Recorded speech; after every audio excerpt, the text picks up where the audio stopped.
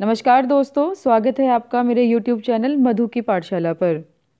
तो आज हम शुरू कर रहे हैं हमारा पीजीटी का कॉमन पेपर इंग्लिश का, और ये इंग्लिश के पीजीटी कॉमन पेपर के लिए हमारी 4th वीडियो है। तो चलिए स्टार्ट करते हैं। Choose the correct option for the blanks given. हमें जो ब्लैंक्स दिए हुए हैं उनमें से हमें 4 ऑप्शन छांटने हैं, जो भी हम यहाँ पे क्वेश्चंस लेकर आए हैं सबके अंदर। तो फर्स्ट क्वेश्चन हमारा है, I was going to Rishikesh. मैं जो है ऋषिकेश जा रहा था। On dash way I met dash European. अब वहाँ पे उसी रास्ते की बात हो रही है जिस पे वो ऋषिकेश जा रहा था। ठीक है, तो ये तो स्पेसिफिक रास्ता हो गया, स्पेसिफिक वे हो गया, तो इसलिए यहाँ पे हम ए एंड द में से द चूज़ करेंगे। मैंने आपको बताया था, मैं फिर भी एक बार से रिपीट कर देती हूँ यहाँ, कि जब हमारे पास कोई ऐसा वर्ड जो AEIOU से स्टार्ट हो रहा है, AEIOU से स्टार्ट होता है, तो वो वोवल्स होते हैं। ठीक है, और वो वोवल्स जब होते हैं तो हमारे पास क्या लगता है, एन लगता है। एक बात और इसमें ध्यान रखेंगे कि ना केवल ये अल्फ़ाबेट्स हमारे पास आए उसके आगे, इसके साथ साथ आपको उसकी साउंड को भी चेक करना है। ठीक है, कि किस चीज़ की साउंड आ रही है। अगर वो स्वर की साउंड देता है, ए आ ई ई उ ऊ, ठीक है, तो स्वर की साउंड दे रहा है तो एन लगाना है। अगर स्वर की साउंड नहीं दे रहा है तो ए लगाएंगे। ठीक है, यानी कि हम ये कहें कि इनके अलावा कोई जो अल्फ़ाबेट्स बच गए हैं हमारे, वो होते हैं कॉन्सोनेंट्स। क्या होते हैं? कॉन्सोनेंट्स, जिसको हम हिंदी में व्यंजन कहते हैं। और जब कॉन्सोनेंट्स आ जाएं तो हमारे पास क्या यूज़ होता है, ए यूज़ होता है। ठीक है, और इनके अलावा जब ऐसी चीज़ों की बात की जाती है जो पूरी दुनिया में एक होती है, या ये कहिए कि स्पेशल होती है, स्पेसिफिक होती है, तो हमारा जो थर्ड आर्टिकल होता है, जिसको हम डेफिनेट आर्टिकल भी कहते हैं, वो द यूज़ हो जाता है। ठीक है, अब उसी के अकॉर्डिंग हम इसको जज करेंगे। देखिए, I was going to Rishikesh when on dash way. जब उस रास्ते पे थे, यानी कि उस रास्ते पे हम जा रहे थे, तो ये स्पेसिफिक रास्ता हो गया, तो हमने द यूज़ कर लिया। I met dash European. मैं वहाँ एक यूरोपियन से मिला।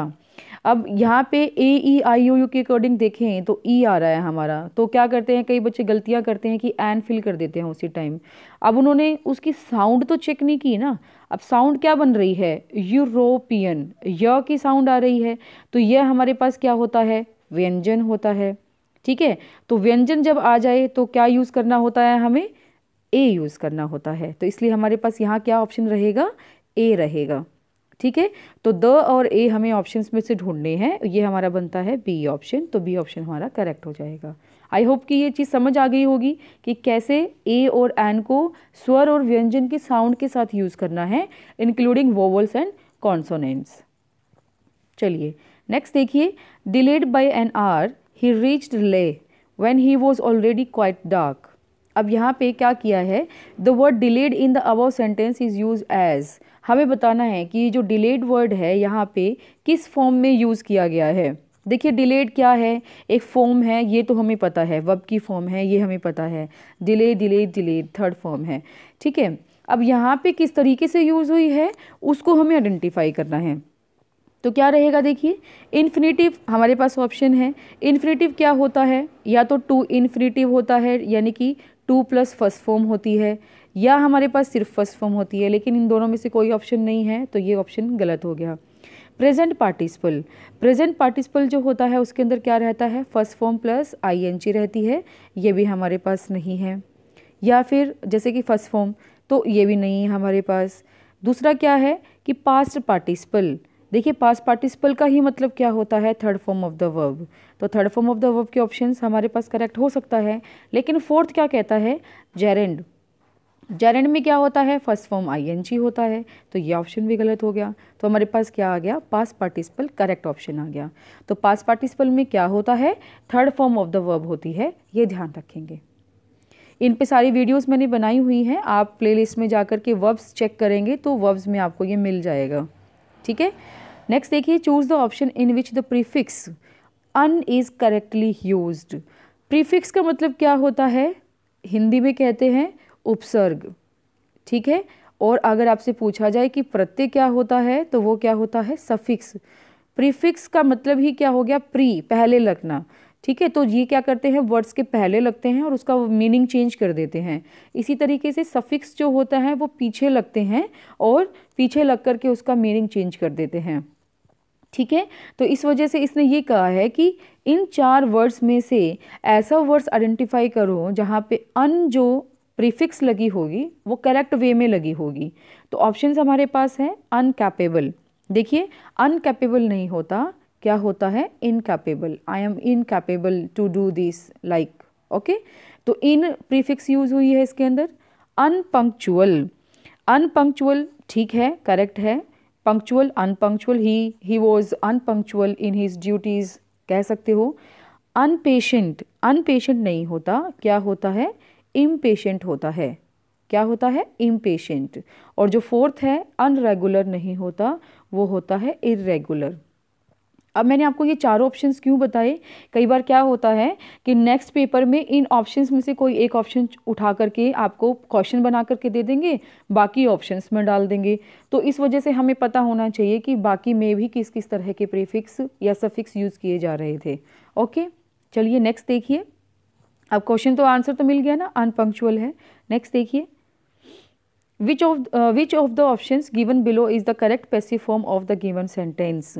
अब एक सेंटेंस हमें दिया हुआ है, उसमें से हमें बताना है कि नीचे दिए गए सेंटेंसेस में से करेक्ट उसका पैसिव फॉर्म कौन सा है। He was crowned king by us. पहले तो इसमें ये देखिए कि होता क्या क्या है। सब्जेक्ट है हमारे पास दे, क्राउंड है वर्ब और हिम हो गया ऑब्जेक्ट, और जो किंग है वो क्या है, वो सब ऑब्जेक्ट कॉम्प्लीमेंट है। ऑब्जेक्ट कॉम्प्लीमेंट क्या होता है, जो ऑब्जेक्ट की विशेषता बता रहा है।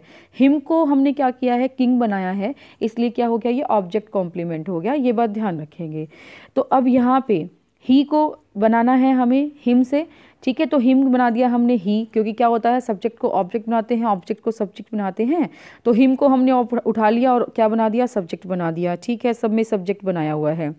देन क्राउंड क्या है, second form of the verb है, और जब second form of the verb आती है तो पैसिव में जब हेल्पिंग वर्ब यूज़ की जाएगी तो वो क्या यूज़ की जाएगी, वॉज या वर यूज़ की जाएगी।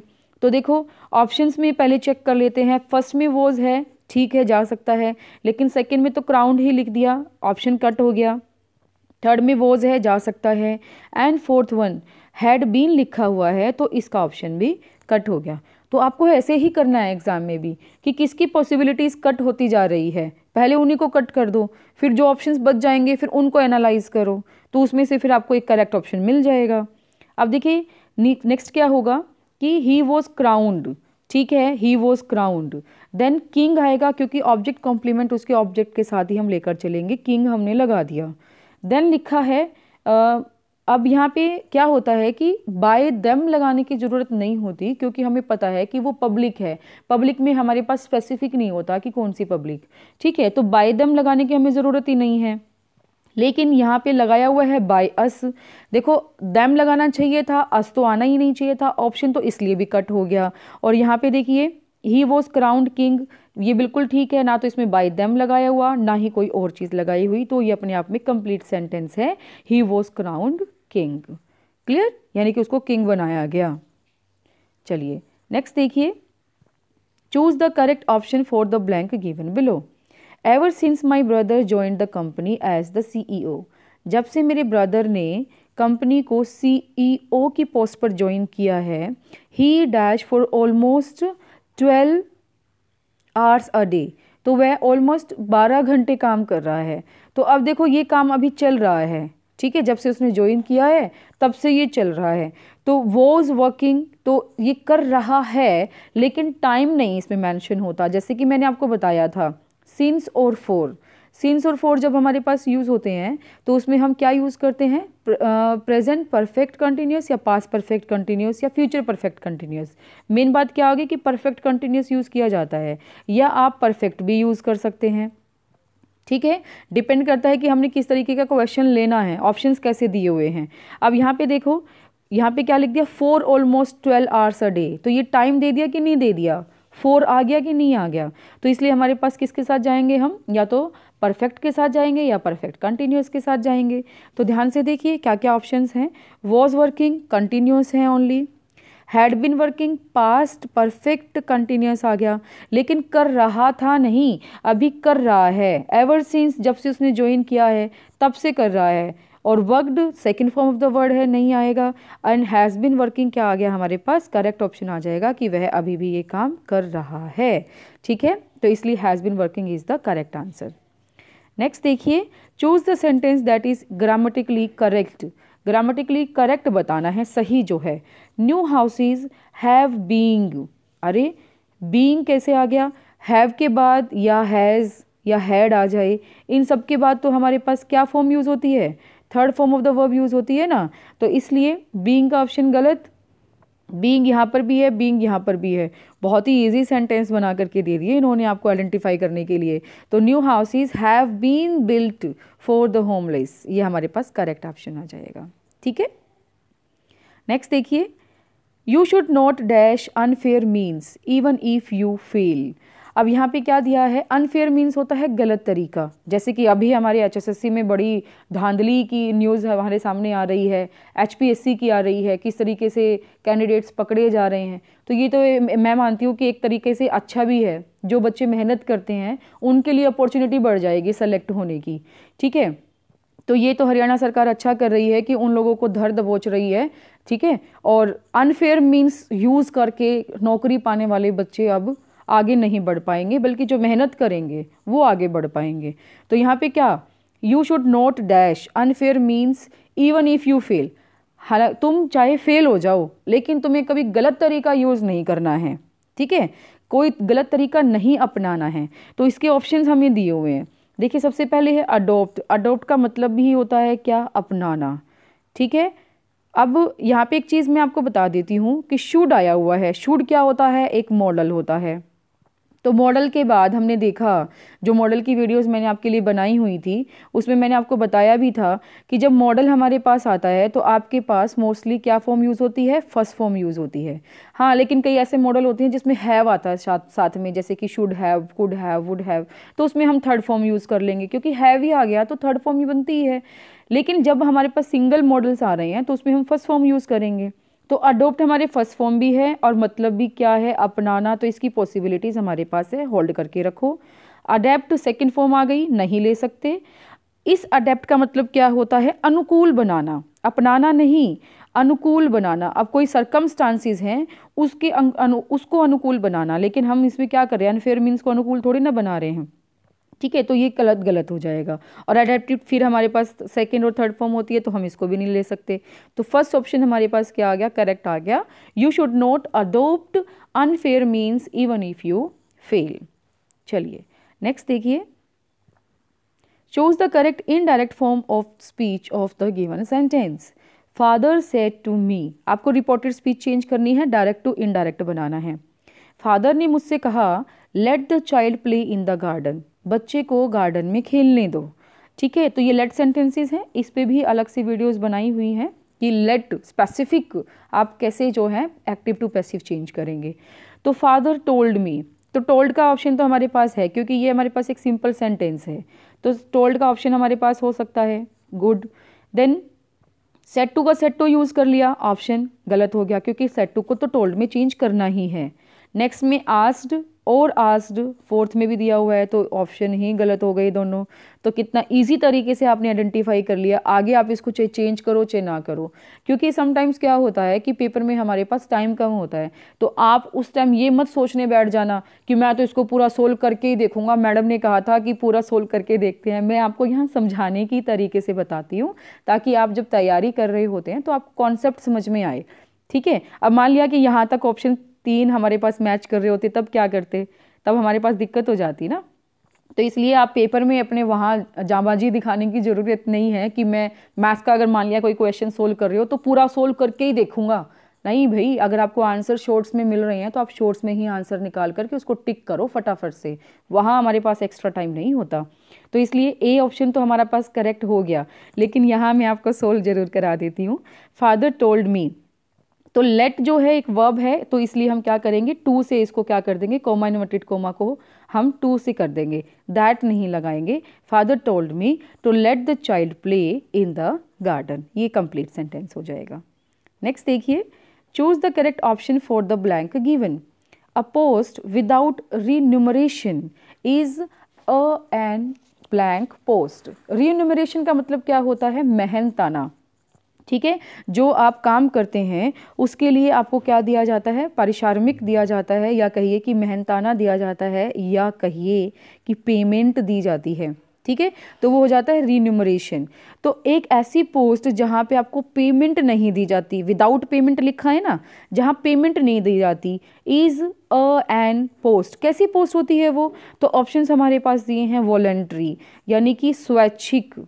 अब आप एक बताओ कि आप जब कोई काम करोगे तो आपको क्या चाहिएगा? या तो उसके लिए क्या हो, रिगार्ड मिले, या फिर आप उसके लिए पेमेंट लो। तो दोनों में से एक चीज़ तो आपको मिलनी चाहिए ना। तो स्वैच्छिक पोस्ट नहीं होती वो। सिनेक्योर, सिनेक्योर का मतलब होता है चैन की नौकरी। ठीक है, उसमें चैन की नौकरी कैसे हो सकती है जब आपको कुछ मिल ही नहीं रहा। ठीक है, तो इसलिए हमारे पास ये भी गलत हो जाएगा।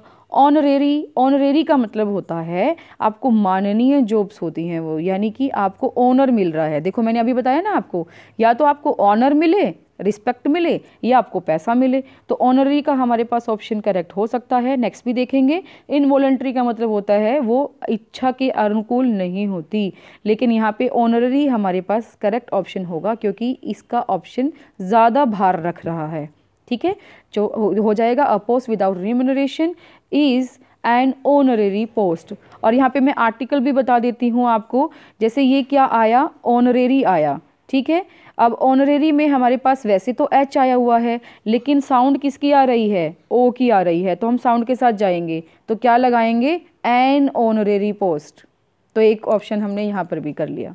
चलिए नेक्स्ट देखिए, choose the correct option for the blank in the given sentence below. There has been a dash decline in the case of infanticide. Infanticide होता है बच्चे को पैदा होने से पहले ही मार देना, या फिर वो तो फिटिसाइड भी होता है। इन्फेंटिसाइड का मतलब होता है शिशु, यानी कि होने के बाद पता लगे कि लड़की है लड़का है, उसी के अकॉर्डिंग डिसीजन लेकर के उसे मार देना। ठीक है, या बच्चे को मारना। ठीक है, तो आप कहेंगे कि there has been a decline in the case of infanticide in some of the districts of Haryana. लेकिन अभी कल ही न्यूज़ आई है कि ये आंकड़े जो हैं बहुत ही ज़्यादा सिमिलर नहीं रह गए हैं। झज्जर के अंदर जो है गैप काफ़ी कम बढ़ गया है, काफ़ी बढ़ गया है। लड़के जो हैं दर्ज किए गए हैं कुछ 4000 के नियर अबाउट, और लड़कियां जो हैं सिर्फ हंड्रेड्स में ही काउंट की गई हैं पैदा होने की, जो अगर रेशो देखा जाए तो ये गैप तो बहुत ज़्यादा बढ़ रहा है। लेकिन फिर भी चलो एक ऐसी पॉजिटिविटी के साथ ये क्वेश्चन है हमारा कि हरियाणा के अंदर इन्फेंटिसाइड के केस जो हैं वो कम हो रहे हैं। ठीक है, तो अब देखिए डिक्लाइन क्या है, यहाँ पे एक नाउन है। ठीक है, क्या है? एक नाउन। तो यहाँ पे अगर हम ब्लैंक को कुछ भी ना भरें, there has been a decline in the case, तो भी हमारे पास करेक्ट होता। लेकिन यहाँ पे ब्लैंक तो हमें भरना है, चारों ऑप्शंस में हमें दिया हुआ है।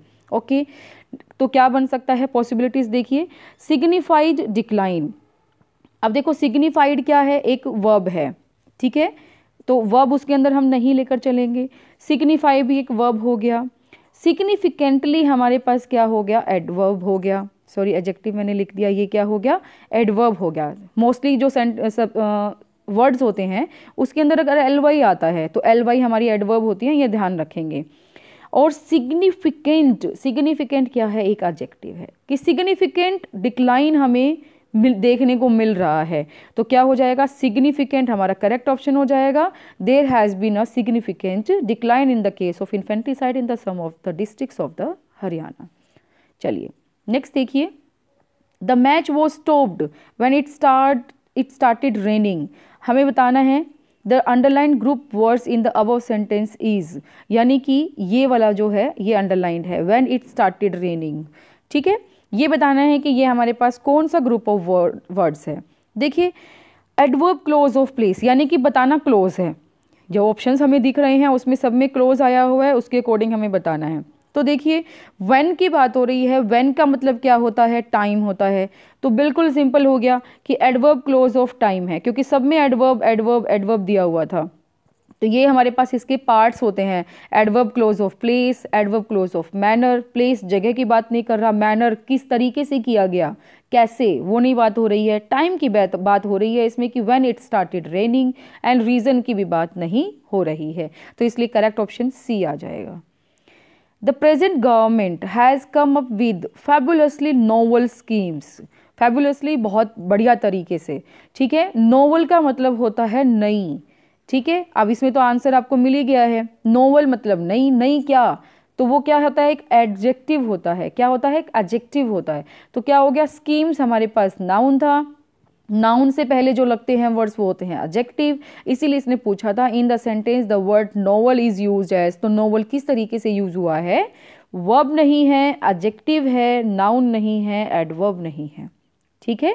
नोवेल स्कीम्स हैं, स्कीम्स हमारे पास नाउन है, और ये स्कीम्स की विशेषता बता रहा है। कैसी स्कीम्स, नोवेल स्कीम्स। नोवेल क्या हो गया, एडजेक्टिव हो गया। नेक्स्ट देखिए, choose the correct option which gives the correct meaning the underlined idiom और फ्रेज। ईडियम और फ्रेज जो अंडरलाइन है, मैं इसमें अंडरलाइन कर देती हूँ। He wants his son to know the ropes of the trade, ropes of the trade. अब देखो वो क्या कर रही है कि ही वॉन्ट्स हिज सन, वह चाहता है कि उसका बेटा टू नो, सीखे, the ropes of the trade, व्यापार की रस्सियाँ। अब व्यापार की रस्सियाँ तो कोई सीख नहीं सकता ना, ठीक है। तो इसलिए वो क्या कह रहा है कि व्यापार की टेक्निक से सीखे। तो टेक्निक्स अगर उसने सीख ली तो he will grow day by day. तो यहाँ पे क्या रहा, to know the techniques of और ways of doing a job. देखो आ गया ना कि किसी भी जॉब को करने के लिए उसकी टेक्निक्स, उसके वेज सीखना, ये इसका करेक्ट ऑप्शन होगा। बाकी देख लेते हैं, हाउ टू टाई रोप्स, रस्सियाँ कैसे बांधते हैं, गलत हो गया। हाउ टू अनटाई रोप्स, रस्सियाँ कैसे खोलते हैं, गलत हो गया। हाउ टू मेक रोप्स, रस्सियाँ कैसे बनाते हैं, ये भी गलत हो गया। ये एक यहाँ पे इडियम, मुहावरे की तरह यूज हुआ है, और उस मुहावरे का मतलब क्या है, टू नो द टेक्निक्स और ways of doing a job. Next देखिए, correct, choose the correct antonym of the word kindle. Kindle हमारे पास एक वर्ड है, उसका हमें एंटोनियम, विलोम शब्द ढूंढना है। किंडल का मतलब क्या होता है, सुगलाना, यानी कि किसी चीज़ के लिए उसको क्या करते हैं, उसके फायर लगाने के लिए, जैसे उसको आग पकड़वाना, ठीक है। तो सुगलाना होता है हमारा इसका किंडल। तो इसका ऑपोजिट क्या हो जाएगा, बुझाना। तो एक्सटिंग्विश क्या हो गया, इसका बुझाना हो गया, ठीक है। और भी ऑप्शंस क्या हैं, लाइट, लाइट का मतलब क्या होता है, लगाना होता है, आग लगाना ही होता है। फेड का मतलब होता है लुप्त होना, यानी कि वो चीज़ खत्म हो गई वहाँ से, ठीक है। और बर्न का मतलब क्या होता है, वो भी जलाना होता है। तो इसलिए हमारे पास ऑप्शन ए बिल्कुल करेक्ट है। एक्सटिंग्विश मतलब कि बुझाना, एक्सटिंग्विश द फायर, ठीक है, विद फायर ब्रिगेड। तो आप कह सकते हो, ऐसे हमने ले लिया, ठीक है। और एक और साइंस का क्वेश्चन मैं आपको यहाँ ऐड कर देती हूँ कि फायर बुझाने के लिए जो यूज़ किया जाता है, जो हमारे पास एक्सटिंग्विशर सिलेंडर्स होते हैं, उसके अंदर कार्बन डाइऑक्साइड जो है जनरेट होती है, और वो कार्बन डाइऑक्साइड जो होती है वो रिस्पॉन्सिबल होती है आग को बुझाने के लिए। नेक्स्ट देखिए, students has gathered in quadrangle on the reopening day of the college. देखो जो स्टूडेंट्स थे, कई स्टूडेंट्स थे वहाँ पे, डैश हमें दिया हुआ है, उसके अंदर हमें फिल करना है। हैड गैदर्ड, इकट्ठा हो गए थे, इन क्वाड्रेंगल, क्वाड्रेंगल होता है एक square open area, a square open area, यानी कि कोई पार्क जैसा आप कह सकते हो, एक छोटा सा ग्राउंड जिसमें वो एक चौरस बना हुआ होता है और वो ओपन होता है। तो क्वाड्रेंगल में स्टूडेंट्स जो हो गए वो क्या हो गए, गैदर हो गए जब कॉलेज रीओपन हुआ था। तो एवरी जो है, एवरी तो हमें एक के लिए यूज़ करना होता है, एवरी स्टूडेंट होगा वहाँ पे, एवरी स्टूडेंट्स नहीं होगा, तो ऑप्शन गलत हो गया। लोट स्टूडेंट्स नहीं होता, लोट ऑफ स्टूडेंट्स अगर लिखा होता तो करेक्ट हो सकता था। मच, मच जो होता है क्वांटिटी के लिए यूज़ किया जाता है, ठीक है। किसके लिए यूज़ किया जाता है, क्वांटिटी के लिए, नंबर्स के लिए यूज़ नहीं किया जाता। ये आप मच, मैनी, और इसके ऊपर वीडियोस बनाई हुई हैं मैंने, सम पे, मच, मैनी पे, ठीक है। आप वो जा कर के देख सकते हैं। Few, a few, the few, little, a little, the little, adjectives में आपको ये वीडियोस मिल जाएंगी। और मैनी जो है, मैनी जो नंबर्स के लिए यूज़ किया जाता है, और नंबर्स में हमारे पास मैनी करेक्ट बैठेगा कि many students had gathered in quadrangle. Clear. तो ये हो गए हमारे प्रीवियस पेपर्स जो पीजीटी के पेपर्स में आए हुए थे, प्रीवियस क्वेश्चंस हैं जो पीजीटी एचटेट के पेपर्स में आए हुए थे, कॉमन इंग्लिश के लिए हमारे पास हैं। अभी एक कोई स्टूडेंट्स मुझसे ये पूछ रहे हैं कि मैम पीआरटी के लिए आप कब बनाएंगे, तो टीजीटी में पढ़ लूँ तो पीजीटी में ये इनफ रहेगा क्या, पीजीटी पढ़ लूँ तो टीजीटी में इनफ रहेगा क्या। बेटा मैं आपको एक चीज़ क्लियर कर देती हूँ यहाँ पे कि ग्रामर का कोई ऐसा तो है नहीं है कि एक स्टैंप लगी हुई है कि ये पीजीटी की ग्रामर है, ये टीजीटी की ग्रामर है। फर्स्ट थिंग तो आपको जो भी मैं मटेरियल प्रोवाइड करा रही हूँ उसका मेरा मोटिव ये है कि हम प्रीवियस पेपर्स को डिस्कस कर रहे हैं, तो जो भी इसके अंदर टॉपिक आपको मिलते हैं आप उसको डिटेल में स्टडी कर लीजिए। ये मैटर ही नहीं करता कि ये पीजीटी में आएगा या टीजीटी में आएगा, ठीक है। तो आपको जो भी मैटर मिल रहा है आप उसको डिटेल स्टडी कीजिए। आपके लिए जो भी मैटर आ जाए, आपको क्या मतलब, आपको पेपर देना है कॉमन इंग्लिश में, फिर आपका क्या होगा कि वो किसी भी टॉपिक से उठा करके दे दे, आपको वो क्वेश्चन आ जाएगा, ठीक है। तो आप बिल्कुल भी कंफ्यूज ना हो इस चीज़ में, बिल्कुल पैनिक मत हुआ करो कोई छोटी छोटी बातों को लेकर कि टीजीटी है, मैं पीजीटी के लिए बना दो, पीजीटी करा रहे हो पीआरटी के लिए बना दो। बेटा आप इंग्लिश कर रहे हो, कॉमन इंग्लिश, और इसका मतलब क्या होता है कि इंग्लिश से रिलेटेड आपके जो ग्रामर के टॉपिक्स हैं वो कुछ भी हो सकते हैं, ठीक है। तो आप बिल्कुल टेंशन फ्री होकर के पढ़ो। कोशिश यही है कि आपको जो भी मटेरियल दिया जाएगा वो आपको ऑथेंटिक ही दिया जाएगा, और जो भी मैं आपको कहती हूँ कि ये पढ़ लो वो पढ़ लो, तो आपसे रिक्वेस्ट है आप उसको भी डिटेल स्टडी कर लेना, ठीक है। और ये ना केवल आपके एचटेट के लिए इम्पोर्टेंट है, ये आपके कोई भी एग्ज़ाम दे लो भाई, इंग्लिश ग्रामर तो आता ही है ना, तो इंग्लिश ग्रामर तो आपके हर एग्ज़ाम में आता है, तो आप हर एग्ज़ाम की समझ लो तैयारी यहाँ पे कर रहे हो। तो कैसा लगता है आपको वीडियोज़, तो आप प्लीज़ कमेंट सेक्शन में ज़रूर बताएं, अपने फ्रेंड्स के साथ शेयर करें, ज़्यादा से ज़्यादा शेयर करेंगे तो ज़्यादा से ज़्यादा अप्रोच बढ़ेगी, हम लोगों को भी अच्छा लगेगा। और चैनल पर नए हैं तो सब्सक्राइब कर लीजिए। Thank you very much for being with us.